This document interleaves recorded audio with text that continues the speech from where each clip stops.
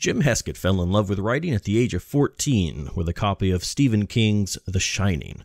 Poetry became his first outlet for teen angst, then later some screenplays, and eventually short and long fiction, plus some dabbling in the video game industry. In between, he worked a few careers that never quite tickled his creative toes and hasn't ever forgotten about Stephen King. You can find him currently huddled over a laptop in an undisclosed location in Colorado, dreaming up ways to kill his beloved characters. Jim Heskett, welcome to the show. Hey, Craig. Thanks so much for having me, man. Absolutely. It's good to be here. So speaking of killing your characters, I do appreciate you tearing yourself away from your evil plotting for a few minutes to join us.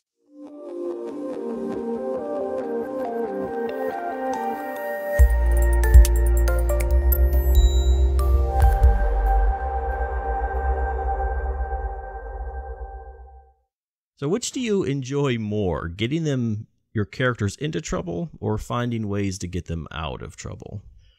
Ooh, that is a tough question. I They're guess, both almost equally diabolical in their own ways. So yeah. I enjoy. I guess I just enjoy surprising myself because I'm sort of midway between a plotter and a pantser, and that I usually have a pretty rough. I beat out my outline. I don't hit it. I just come up with basically like one sentence per chapter or per scene. And like I know it's going to start at A and it's going to end up at Z, and I don't know how I'm going to get there. And so if anytime like I just surprise myself by coming up with something, a creative way to get somebody in trouble or out of trouble, that's where the fun in writing is for me, is not knowing exactly where the journey will take me. Yeah, it's kind of funny. Sometimes the characters almost seem to do these diabolical things to themselves, like sort of take over the story. I'm like, why are you? I didn't see that coming myself. Why are you doing that yourself? Yep. That's funny. But do you ever, speaking of character creation, do you ever project your own whims or characteristics on your characters? Oh yeah, there's a lot of autobiography in my books. I have to find. I mean, I think in my early writing career, a lot of my books were basically straight adaptations of my life. And that's probably why they weren't very good, because as much as I like to think I'm a superstar, my life isn't all that interesting. But every character I create has to have some element of me, or I can't find a passion to write the story, and I've definitely written things to deal with stuff that's going on in my life. Like a few years ago, I was basically let go from a job, or essentially, I wasn't let go. I declined to move to a different state to take a different job because my job was being eliminated, I guess is a better way to explain it. And I was pretty resentful at the time.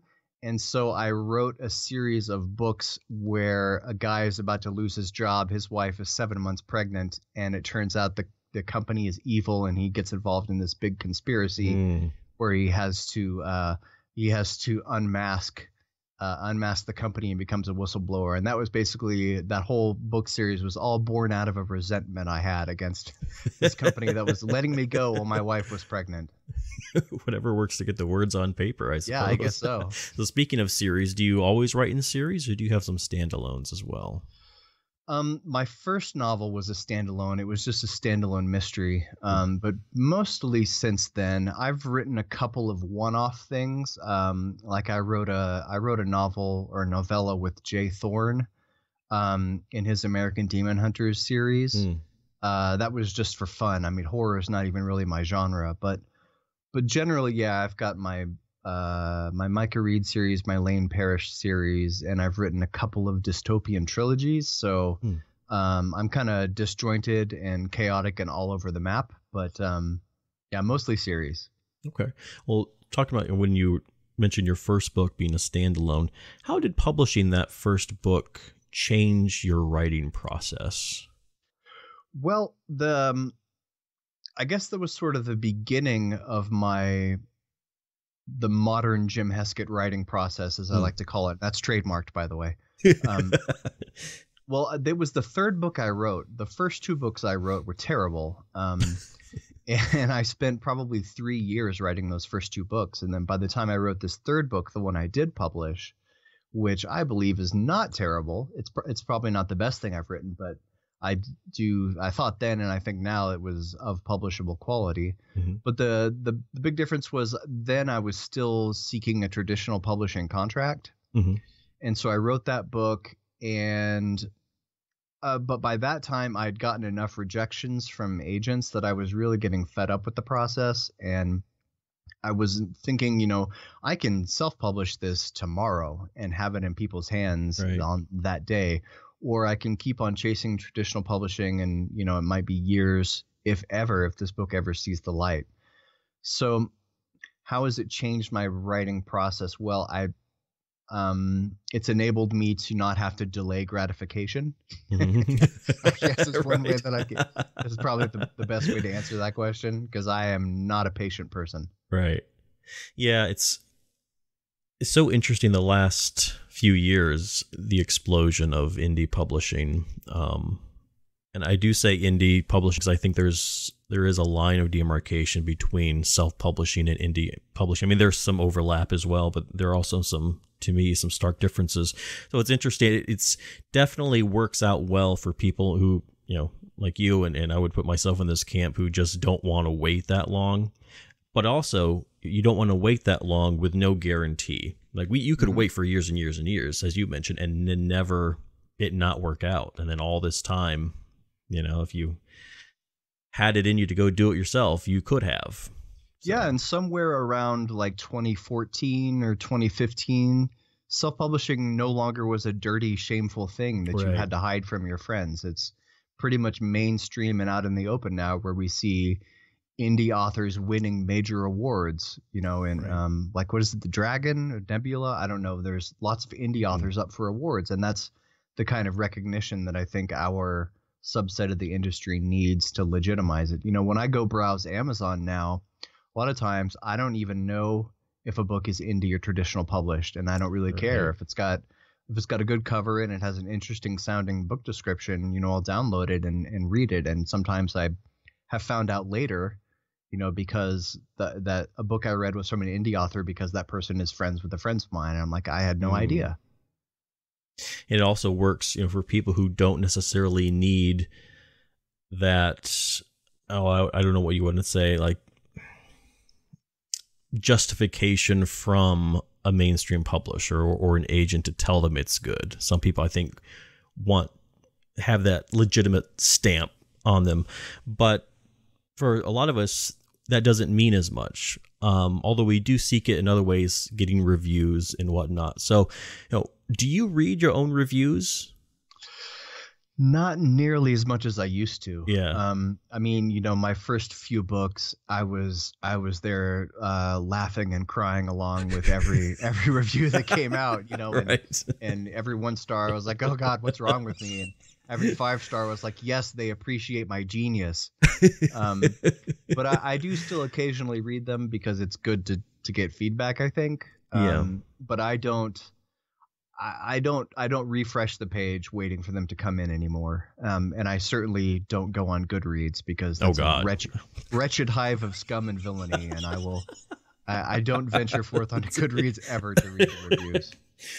What's the most difficult part of your artistic process, do you think? The most difficult part of my artistic process? Wow. I'm not sure I can call it an artistic process. You did. I called it that. So you're off the hook. I try to have, I don't know, I guess I try to have a workmanlike attitude about it. Yeah. I do believe in that saying that plumbers don't get plumber's block. And if I treat writing like a job, there's no reason why I should have to fall victim to thinking that if it's not genius, I can't put it down on the page, because it can always get fixed later. In my book, The Juggling Author, I wrote a chapter about the muse. And I basically say the muse is just a worthless jerk who's just trying to convince you that you're not any good. And, you don't have to have grand divine inspiration to be able to create fiction. And no matter how crappy it is, you can always go back and fix it later. Sometimes I'm literally rolling my eyes at the stuff that I am typing out on my keyboard because I know it's not good, but I can always go back and fix it later. I'd rather do that than have to go for a walk to try to find my inspiration again, you know? Right. And if you're, as indie authors should do, you're treating it like a business. You don't have time. Like if you were at a quote unquote real job, you couldn't just take off from the office and go lollygagging through the woods, you know? Yeah, you can't just say, I just don't really feel inspired to look at spreadsheets today. Right. So not many bosses are going to see the humor or the sense in that. So. Probably not, no. What is your favorite underappreciated novel? So either indie or traditionally published. Of somebody else's? Yeah, I guess so. Underappreciated novel. Well, I am a real big fan of the author Max Berry. I don't know how underappreciated he is. I mean, he's got a verified check on Twitter, so I guess he's a reasonably big deal, but he's not mainstream big, but I think he should be. He wrote the novel Syrup, which was turned into a movie, and he wrote the novel Lexicon and Jennifer Government. He writes basically like kind of satirical thrillers. Like he wrote a book called Company, which I thought was brilliant, where it's basically workplace satire, where this company, all of their money comes from billing other departments in the company for services. So nobody can figure out how the company actually makes the money to stay afloat. And in his novel Jennifer Government, it's this sort of dystopian future where everything is corporate sponsored, and so everyone has to change their last name based on their sponsorship. There's like Tom McDonald's and Robert Nike, and I think his stuff is brilliant and it should get more recognition. Yes, it has, just from what you're saying, it has the hallmark of true satire, which has its roots in truth. And you can read it and like, wow, that's kind of silly, but at the same time, whoa, that's actually deep in a way, you know? Yep. What's something that you're working on right now, something we can look forward to from you? What I'm actually working on right now is I'm just about to finish up the first draft of a book I'm co-authoring with Nick Thacker. Oh, yes. He and I co-wrote a book before called The Severed Pines, which was a prequel in his Harvey Bennett series. And I'm writing the sequel to that. And so I'll be finishing up that draft and getting that over to Nick. And so as we're recording this, it's May of 2019. So hopefully that should be out sometime this summer, I think. Awesome. Fantastic. So what advice would you have for somebody who's considering getting into co-authoring? Find somebody who's stable. Find somebody who shares your kind of vision for the project. I've co-authored a couple of things now. Like I did that thing with Jay Thorne, and that was basically where it was his world and his rules, and I just had an idea for the story, so I pitched him on it, and he was like, "That sounds good," and so we drew up a contract, and we did that. And with Nick, it was more. It's not as formal. I mean, there was a contract and all, but basically, it's like more bouncing ideas back and forth. So, I mean, I don't think I'm very much an expert on it because I've only done it a couple of times, but yeah, I think you really have to be aligned and see things the same way. And I think it's good to have a structure in place, like a contract, but also to feel confident enough and trust in the person that you could have a handshake agreement if necessary. I mean, I probably wouldn't because Nick's going to screw me over eventually. I have no doubt. No doubt in my mind he'll find a way. Just kidding, Nick. It's funny. I've done a couple of co-authoring, and it's been great both times. But there were instances where when I just in my own mind, I'm like, wow, if this person was a different person, this could have all gone very, very badly. Yeah. I've heard horror stories about collaborative work where you get involved with the wrong person, and it can be because a lot of writers can be temperamental, first of all, and they can also be very protective of something they've written, and so you go back and you ask them to change it, and they, what, who, how dare you? So yeah, that would definitely be a frightening thing. Well, we'll definitely look forward to the book you have coming out, and you are working on some podcasts right now, are you not? Yeah, I have 37 podcasts at the moment. Oh, geez. No, I'm not actually 37. I was have. gonna say. It probably feels like you have 37 podcasts. Yeah, it does feel like I have 37 podcasts, but I think I have 3. I think.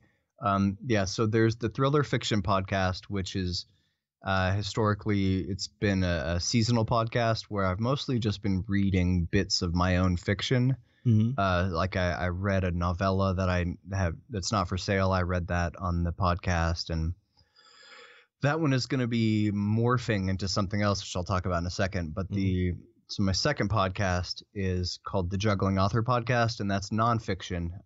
Because my whole nonfiction side is mostly about time management for authors. Because as somebody with 37 podcasts, you need to effectively manage your time, right? I would say you were pretty much a ninja by now. So yeah, the Juggling Author is mostly about time management and author mindset with the occasional writing craft tip, and they're all very short. That comes out a couple times a week. And then I just started working with Brian Cohen's Best Page Forward company, and I'm doing a podcast with Abigail, the head trainer for Best Page Forward, where we actually critique book descriptions. Oh, okay. And she's the expert, and I'm sort of the hapless, know nothing author who doesn't know anything about book descriptions, who basks in her glow. And that's called the Best Page Forward Show. And then I'm doing a new thing, which will probably just be part of the Thriller Fiction podcast, where I've been interviewing thriller authors like Craig Ahart about their favorite thriller books. And so I might someday split that off into its own podcast, but that will be part of the Thriller Fiction podcast. So that's 3.5, I think. Yeah, we'll call it 3.5. All right. Sounds good. Well, Jim Heskett, thanks so much for coming on the Games and Writers Show. I really appreciate your time. Absolutely, Craig. It's great to be here.